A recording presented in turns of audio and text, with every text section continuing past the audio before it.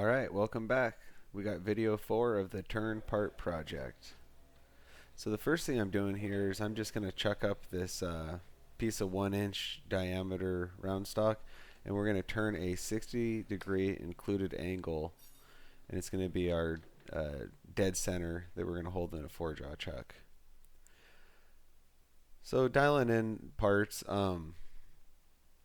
we eyeball them to get them close. I like to reference the rings you can see on the face of the chuck, and sometimes you get lucky, and when you first put it in, you're within a few thousandths.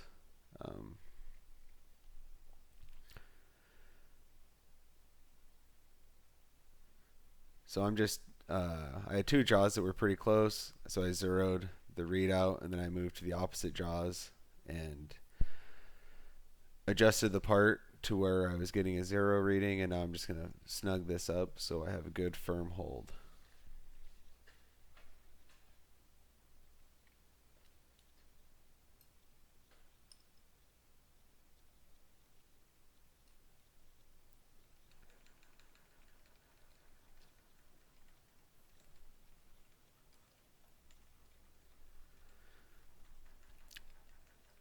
So I've moved the compound, or I'm about to move the compound, because the last operation I did, it was set at a 45-degree angle.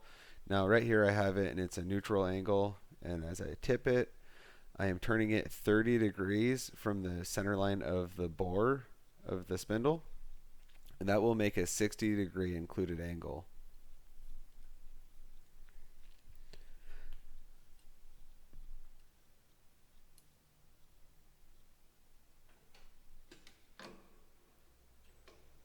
Now I've got the compound adjusted correctly, and I'm moving the cross slide in, and then I'll be moving across the end of the part with the compound. And just like when I was doing the chamfers on the end of our the first op in the lathe, I want to make my adjustments with the cross slide, not the carriage. The carriage is going to make very, very coarse adjustments.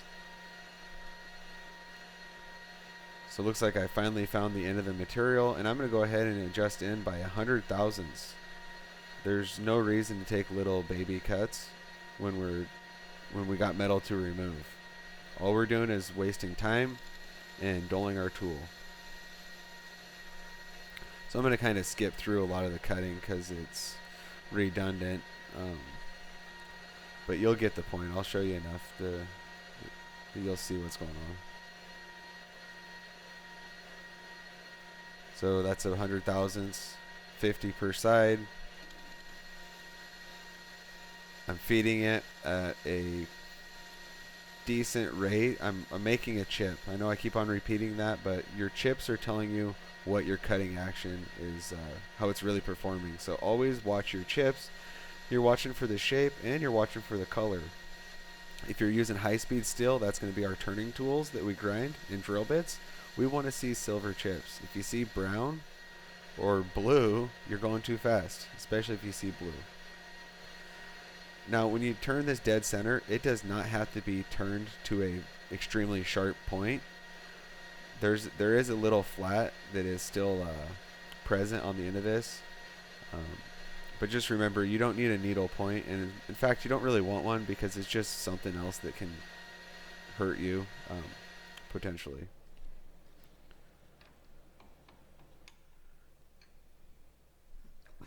Okay, so I'm going to put the part in between centers, and I need to move my compound. Now, I have to make a choice. What angle do I want to set it at? Well, it's my opinion that the best default position is going to be from this straight on with the cross slide. We're going to rotate it 30 degrees. Now, that 30 degrees is going to allow us to have our compound already set for the threading that we're going to do later on. So if you don't know what you're going to be doing, just turn it off of the center line of the cross slide 30 degrees, so then it's at least ready for you to thread.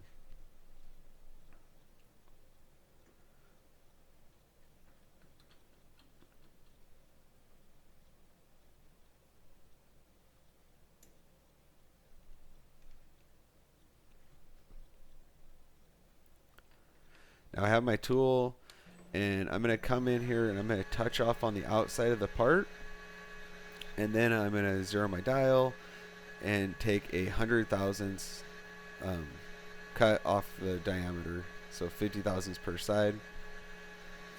And my current outside diameter of my part is 1.125 inches. So this cut right here at the depth of 100 thousandths, or removing 100 thousandths, means that it's actually not going to touch my blued area, because I'm going to be about 25 thousandths above that. So you make your first cut, and you'll see this little ring kicks off. I always have students ask me, what should I do with this ring? It's a little ring of metal. You'll see it when you do your part. I just say, just ignore it. You'll get it off later. But don't pull it with your hands.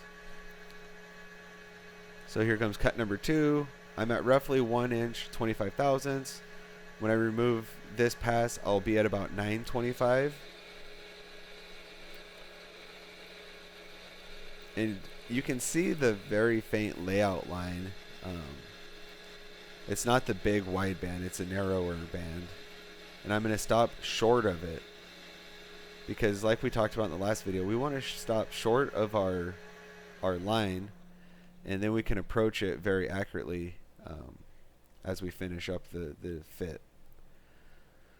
So yeah, I didn't get a good camera shot on that, but I'm predicting I was about at 925. And actually you can see that little ring I was talking about there. It's bouncing around on the steady rest center. It doesn't hurt anything. So with this pass, I'm probably going to be at a diameter of 825. That's 0.825. And you know, just again, I'm liking my chips. They're looking good. Good color. I stop the feed, and I sort of hand feed up close to where my last cut stopped. I don't know if you can hear that. I'll probably turn down the audio, but on this day they were testing the fire alarms, so the fire alarm's going off. Yeah, and that was a lousy shot. So if I was at 825 and I'm going to 750, I probably dial in the cross slide here 30, 40, 35 thousandths. It's hard to say because I didn't get a chance to read the mic, but I would dial in about half of what is remaining.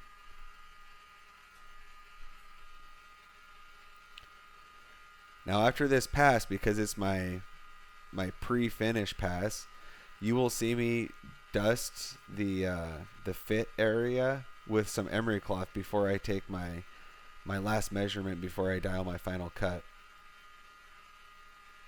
And again, just like in the last video, all I'm trying to do is get rid of that little bit of fuzz, and I want to have a good measurement on I call it a flat hard surface, meaning there's no fuzzy burr left on the surface.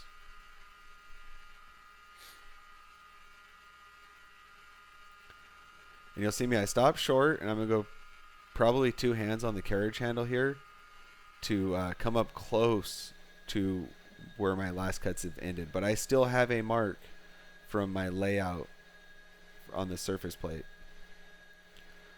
I slide that paper in carefully, because you notice I have a lathe dog, and I don't want it to smack my hands. And I only polish the area where it counts. I don't care about what's going on way over by where my cutting tool is. I care about the size where it's indicated on the print, and you call that the fit area. So don't waste your time measuring down by the tailstock. Measure where it counts. And I'm pretty sure I might actually get this one on camera.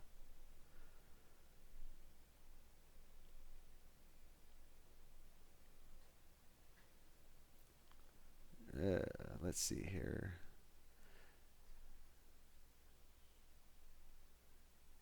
So maybe 790-ish. It was blurry. This is small screen. So here's my last cut. And again, I dial for the top of the size, the high limit. So 750 to 745. I'm going right for 750 because I'm pretty confident that at the end of this cut, my mic is going to read 750 plus or minus 1,000. And I'm fine with that. If it read 749, so be it. 750 to 745. Those are good sizes. So anywhere in between them is solid. And if it somehow was a 751 reading, that's a .751, then I'm fine with that too, because I can hit that down with some emery cloth in a couple seconds on a small diameter like this. And diameter, that's a big subject there. In the workplace, a lot of times you're making parts that are bigger sizes, and the bigger the size, the longer it takes to polish off material. So it's more critical that you get the right size, and you get right to the point. I'm kind of fumbling around the camera a little bit. So what I'm going to do here, I think I'm going to take a reading on the length, and then I have a travel indicator on the ways. So I try to get a reading on the length here. I'm using the 30-second scale, and I was measuring to the end of the part, and I know what number I'm looking for, and then I just move the carriage a little bit. Now I'm going to go ahead and face in to my diameter that I just cut. And like I said on the last video, I would say that number to myself as I dial my last cut, so that way I can remember what it is. Or you can write it down. It's personal preference.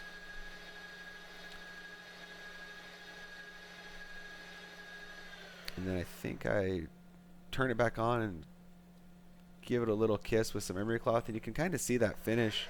There's a little bit of oil on it, but you will see it improve here. It'll become brighter and smoother looking, and that's what I'm talking about when I say it's a nice flat hard surface. It's not soft. There's not a whole bunch of big ridges.